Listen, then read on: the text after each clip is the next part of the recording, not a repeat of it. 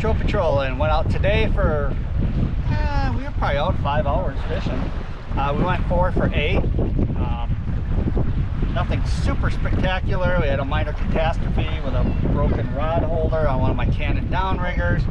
Thankfully my dad had Jedi-like reflexes, did 6 somersaults, flipped backwards, grabbed the rod before we lost too much. So we were able to circle back and get the other rod, which is still attached to the walleye board. So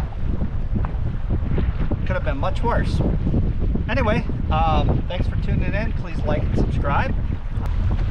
All right, in theory, that's going to keep us on track. Right now, I'm using my fish hawk to see what my speed is at the downrigger ball. So we need to be like 2.4, 2.5, and we're not that fast yet. So we're going to kick her up a little bit.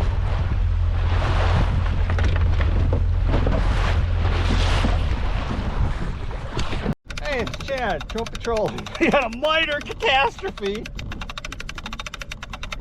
We thought we were going to lose a rod. All right, perfect. Do you want to bring in that one now?